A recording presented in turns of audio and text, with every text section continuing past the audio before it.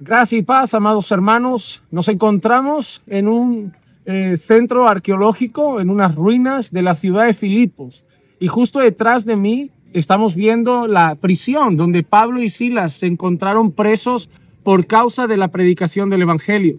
Muchos de ustedes saben que Pablo y Silas estaban predicando en Filipos la palabra de Dios cuando judíos empezaron a alborotar a la ciudad y llevaron a estos dos siervos de Dios a ser presos por causa del Evangelio. Pero hay una historia muy bonita en esta prisión. No solo estuvieron presos, sino que dice la palabra que a medianoche Pablo y Silas alababan al Señor. ¿Y qué hizo Dios mientras esos hombres alababan? Hizo que temblara la prisión y las cadenas de estos presos fueron rotas. Cuando el carcelero que custodiaba la prisión estaba viendo esa escena, se acercó a ellos y cogió su espada para matarse. Él tenía miedo, pensaba que los presos se habían escapado y quería quitarse la vida. Entonces Pablo lo paró y le dijo: no atentes contra tu propia vida, no hagas eso. Y en ese instante el carcelero fue y decidió tirarse a los pies del apóstol Pablo y decirle: ¿qué puedo hacer para ser salvo?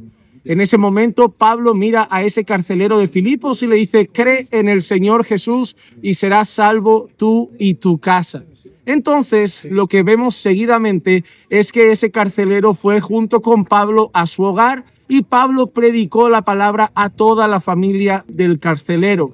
Lo más hermoso es que toda la familia del carcelero creyó el mensaje del Evangelio y todos fueron bautizados. Ahí vemos, amados hermanos, como incluso estando en prisión, Pablo y Silas no estaban reclamando, no se estaban quejando, estaban alabando al Señor. ¿Cuántas veces nosotros en situaciones mucho menos dramáticas que estar presos ya estamos murmurando, ya nos estamos quejando, ya perdemos un corazón agradecido? Y estos hombres, incluso sufriendo en una prisión pequeña, sin comodidades, estaban alabando a Dios. Otra cosa muy importante en cuanto a esto es recordar que todas las cosas cooperan para bien de aquellos que aman a Dios.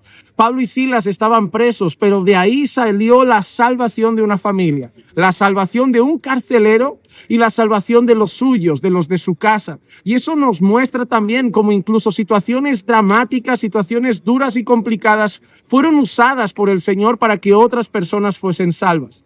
La cárcel de Filipos no solo nos enseña el poder del Evangelio para alcanzar a los perdidos, no solo nos enseña que la salvación es por gracia y mediante la fe, pues cuando ese hombre le preguntó a Pablo qué tengo que hacer para ser salvo, Pablo solo le dijo una cosa: cree en el Señor Jesús y sé salvo tú y tu casa, sino que también nos da una lección. Estos hombres estuvieron dispuestos a pagar un precio por causa del Evangelio y mi pregunta es: ¿qué precio estaríamos nosotros dispuestos a pagar para que el Evangelio llegue a las naciones? Amados hermanos, a pesar de cualquier tipo de oposición y lucha, sigamos predicando el Evangelio. El ejemplo de Pablo y el ejemplo de Silas nos enseña que nuestro llamado es incluso a sufrir por Cristo. Pues fue Pablo el que dijo: no estoy dispuesto solamente a sufrir, sino a morir por causa de Él. Desde Filipos les mando un saludo y les animo a todos y a mí también a seguir adelante con la misión que Pablo, Silas y otros muchos siguieron, la misión de ir y hacer discípulos de todas las naciones. En esta misma carta, 2 Timoteo 3:12, y en verdad,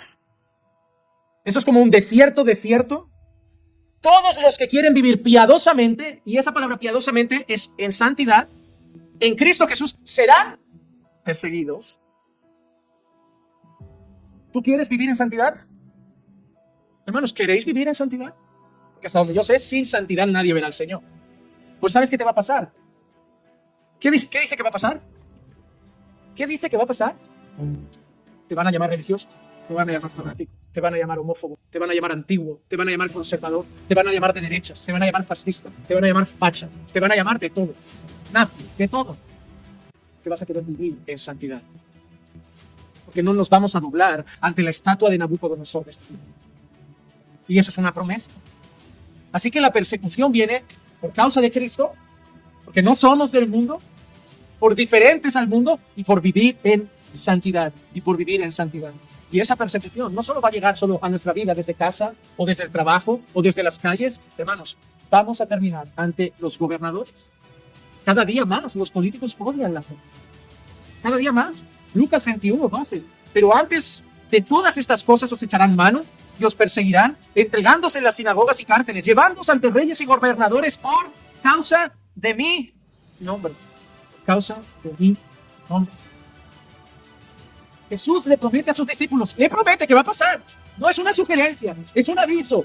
Os van a echar mano, os van a perseguir, os van a entregar en las sinagogas, os van a entregar en la cárcel, os van a llevar ante reyes y ante gobernadores. ¿Por qué?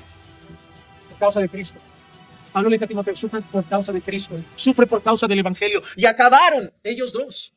Pablo lo dice. A los filipenses escribe desde una prisión. La mayoría de sus cartas como estas en una prisión. Porque él sabía que iba a acabar ante gobernadores por causa de Cristo.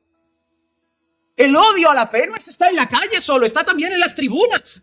Que la persecución no vendrá por causa de Mahoma. La persecución no vendrá por causa de Joseph Smith. La persecución no vendrá por causa de Buda. Seremos perseguidos por causa de Cristo. Y os daréis cuenta un día de que la oveja negra del mundo va a ser el cristianismo. El cristianismo. Miren la historia. Hermanos nuestros hace años eran comidos por leones y tigres.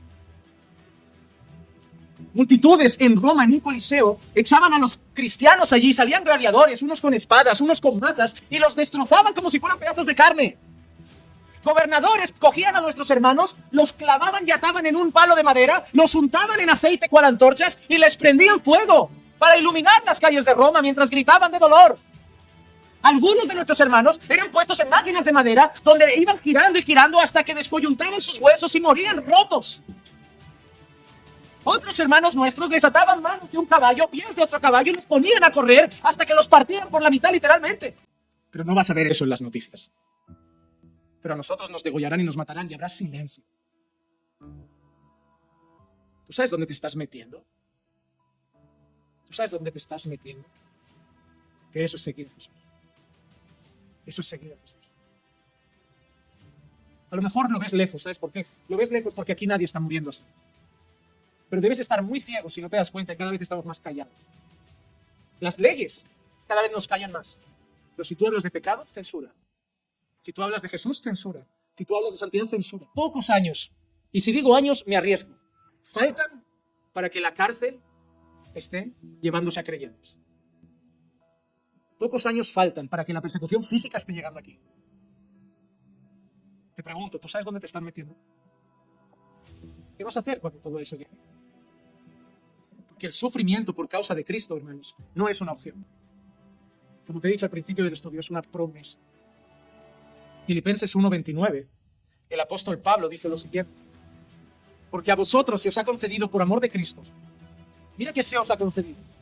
No solo creer en Él, sino también creer por Él.